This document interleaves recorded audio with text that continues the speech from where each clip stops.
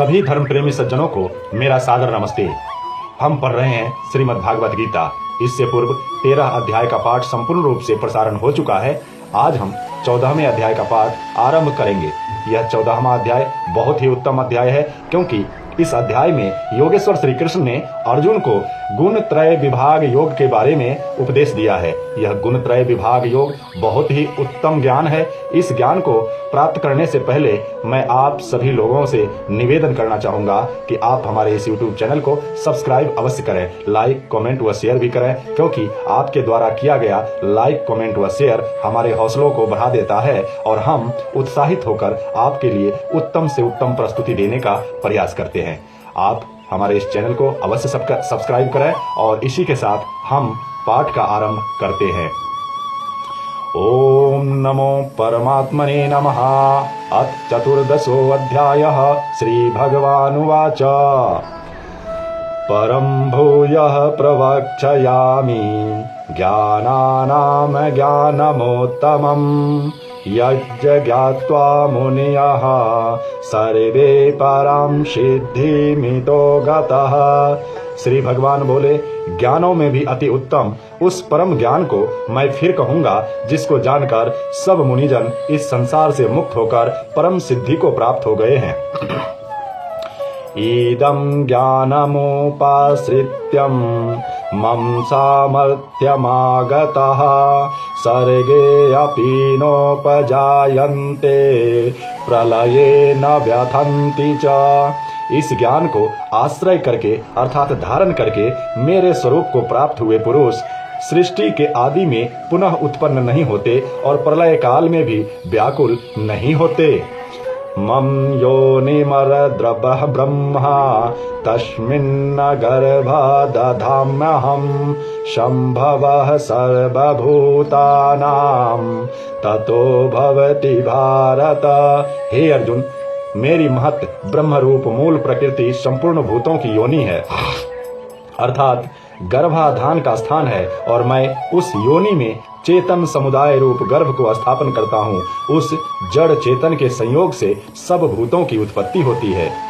सर्वयोनिषु कौन्तेय मूर्तयः संभवन्ति यः तासां ब्रह्ममहदोनिरहं बीजप्रदः पिता।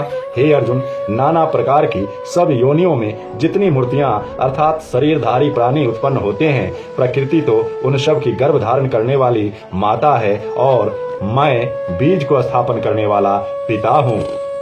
सत्त्वं रजस तमा इति गुणाः प्रकृति संभवः निबन्धन्ति महाबाहो देहे देहिनव्ययम्। हे अर्जुन, सत्वगुण, रजोगुण और तमोगुण ये प्रकृति से उत्पन्न तीनों गुण अविनाशी जीवात्मा को शरीर में बांधते हैं। तत्र सत्त्वं निर्मलत्वात् प्रकाशकम् कमनामयं सुख संगेन बंध्राति ज्ञान संगेन चानघ। हे निष्पाप, उन तीनों गुणों में तत्वगुण, उन तीनों गुणों में सत्वगुण तो निर्मल होने के कारण प्रकाश करने वाला और विकार रहित है। वह सुख के संबंध से और ज्ञान के संबंध से अर्थात उसके अभिमान से बांधता है। रजो रागात्मकं वृद्धि तृष्णा संग समुद्भवम् तन्निबध्नाति कौन्तेय कर्म संगेन देहिनम्। हे अर्जुन, राग रूप रजोगुण को कामना और आसक्ति से उत्पन्न जान। यह इस जीवात्मा को कर्मों के और उनके फल के संबंध से बांधता है। तमसत्त्वज्ञानजं विद्धि मोहनं सर्वदेहिनाम् प्रमादालस्य निद्राभेस्ता निबंध्राति भारत। हे अर्जुन, सब देहाभिमानियों को मोहित करने वाले तमोगुणों को अज्ञानता से उत्पन्न जान। वह इस जीवात्मा को प्रमाद, आलस्य और निद्रा के द्वारा बांधता है। सत्त्वं सुखे संजायति रजः कर्मणि भारत ज्ञानमावृत्य तु तमः प्रमादे सज्जयत्तयुत्। हे अर्जुन, सत्वगुण सुख में लगाता है और रजोगुण कर्म में तथा तमोगुण तो ज्ञान को ढककर प्रमाद में भी लगाता है। रजस्तमश्चाभिभूय सत्वं भवति भारत, रजः सत्वं तमश्चैव तमः सत्वं रजस्तथा। हे अर्जुन, रजोगुण और तमोगुण को दबाकर सत्वगुण, सत्वगुण और तमोगुण को दबाकर रजोगुण, वैसे ही सत्वगुण और रजोगुण को दबाकर तमोगुण होता है, अर्थात बढ़ता है। सर्वद्वारेषु देहे अस्मिन् प्रकाश उपजायते, ज्ञानं यदा तदा विद्या द्विवृद्धं सत्वमित्युत। जिस समय इस देह में तथा अंतःकरण और इंद्रियों में चेतना और विवेक शक्ति उत्पन्न होती है, उस समय ऐसा जानना चाहिए कि सत्वगुण बढ़ा है। लोभः प्रवृत्तिरारम्भः कर्मणां शमः अस्पृह, रजस्य एतानि जायन्ते विवृद्धे भरतवर्षभ। हे अर्जुन, रजोगुण के बढ़ने पर लोग प्रवृत्ति, स्वार्थ बुद्धि से कर्मों का, सकाम भाव से आरंभ, अशांति और विषय भोग की लालसा, ये सब उत्पन्न होते हैं। अप्रकाशो अप्रवृत्तिश्च प्रमादो मोह एव च, तमस्य एतानि जायन्ते विवृद्धे कुरु नंदन। हे अर्जुन, तमोगुण के बढ़ने पर अंतःकरण और इंद्रियों में अप्रकाश, कर्तव्य कर्मों में अप्रवृत्ति और प्रमाद अर्थात व्यर्थ चेष्टा और निद्रा आदि अंतःकरण की मोहिनी वृत्तियां, ये सभी उत्पन्न होते हैं। यदा सत्त्वे प्रवृद्धे तु प्रलयं याति देहभृत्, तदोत्तमविदामालोका नमलान्न प्रतिपद्यते। जब यह मनुष्य सत्व गुण की वृद्धि में मृत्यु को प्राप्त होता है, तब तो उत्तम कर्म करने वालों के निर्मल दिव्य स्वर्ग आदि लोगों को प्राप्त होता है। रजसी प्रलयं गत्वा कर्म संगिषु जायते, तथा प्रलीनस्तमसि मूढ़योनिषु जायते। रजोगुण के बढ़ने पर मृत्यु को प्राप्त होकर कर्मों की आसक्ति वाले मनुष्यों में उत्पन्न होता है, तथा तमोगुण के बढ़ने पर मरा हुआ मनुष्य कीट, पशु आदि मूढ़ योनियों में उत्पन्न होता है। कर्मणः सुकृतस्याहु सात्विकं निर्मलं फलं, रजसस्तु फलं दुःख ज्ञानं तमसः फलं। श्रेष्ठ कर्म का तो सात्विक अर्थात सुख, ज्ञान और वैराग्य आदि निर्मल फल कहा है। राजस कर्म का फल दुख एवं तामस कर्म का फल अज्ञान कहा है। सत्त्वात् संजायते ज्ञानं, रजसो लोभ एव च, प्रमादमोहौ तमसो भवतो अज्ञानमेव च। सत्व गुण से ज्ञान उत्पन्न होता है और रजोगुण से निःसंदेह लोभ तथा तमोगुण से प्रमाद और मोह उत्पन्न होते हैं और अज्ञान भी होता है। उद्धर्व गच्छन्ति सत्त्वयस्था, मध्यये तिष्ठन्ति राजसः, जघन्यगुणनवृत्तियस्था, अधो गच्छन्ति तामसा। सत्व गुण में स्थित पुरुष स्वर्ग आदि उच्च लोकों को जाते हैं। रजोगुण में स्थित राजस पुरुष मध्य में अर्थात मनुष्य लोक में ही रहते हैं और तमोगुण के कार्य रूप निप्र, प्रमाद और आलस्य आदि में स्थित तामस पुरुष अधोगति को अर्थात कीट, पशु आदि नीच योनियों को तथा नरकों में प्राप्त होते हैं।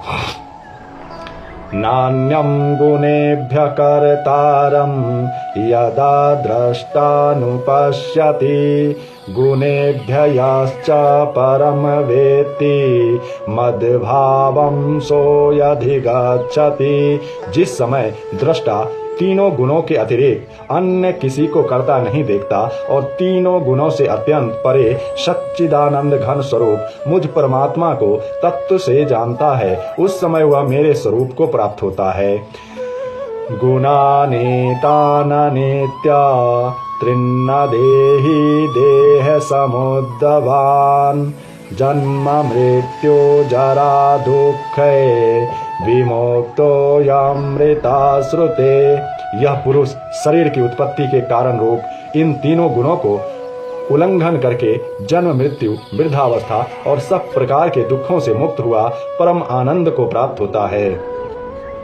अथ अर्जुनोवाच, अर्जुन कहा, कैरलीर्न संस्त्रीन्न गुणानेतानतीतो भवति प्रभो किमाचारः कथं चैत्रा स्त्रीन्न गुणानतिवर्तते।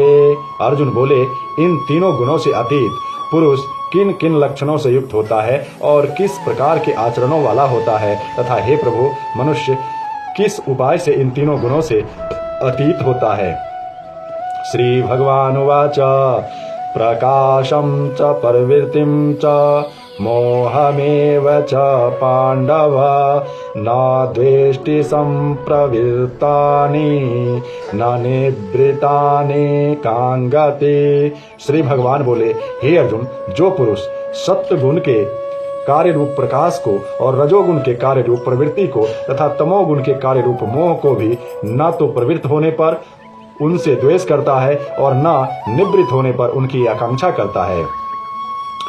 उदासीन वदासीनो गुणयो न विचाल्यते गुणा वर्तन्त इत्येव यो अवतिष्ठति नेंगते। जो साक्षी के सदृश स्थित हुआ गुणों के द्वारा विचलित नहीं किया जा सकता और गुण ही गुणों में वर्तते हैं, ऐसा समझता हुआ जो सच्चिदानंद घन परमात्मा में एक ही भाव से स्थिर रहता है एवं उस स्थिति से कभी विचलित नहीं होता। सम दुख सुख स्वस्थ समलोष्टास्म कांचनः तुल्य प्रिया प्रियो धीरस्तुल्य निंदात्म संसस्तुति। जो निरंतर आत्मभाव में स्थित दुख सुखों को समान समझने वाला, मिट्टी पत्थर और स्वर्ण में समान भाव वाला ज्ञानी, प्रिय तथा अप्रिय को एक सा कर मानने वाला और अपनी निंदा स्तुति में भी समान भाव वाला है।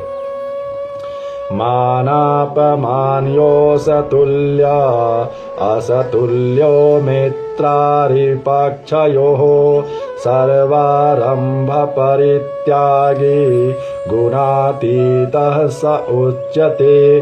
जो मान और अपमान में सम है, मित्र और वैरी के पक्ष में भी सम है एवं संपूर्ण आरंभों में कर्तापन के अभिमान से रहित है, वह पुरुष गुणातीत कहा जाता है। मां स यो अव्यभिचारेण भक्ति योगेन सेवते स गुणा समन्विते तान ब्रह्मा भूयाय कल्पते। और जो पुरुष अव्यभिचारी भक्ति योग के द्वारा मुझको निरंतर भजता है, वह भी इन तीनों गुणों को भली भांति लांघ कर सच्चिदानंद घन ब्रह्म को प्राप्त होने के लिए योग्य बन जाता है। ब्रह्मणो हिं प्रतिष्ठामहं मृतस्य यावसस्य च शाश्वतस्य च धर्मस्य सुखस्य एकांतिकस्य च।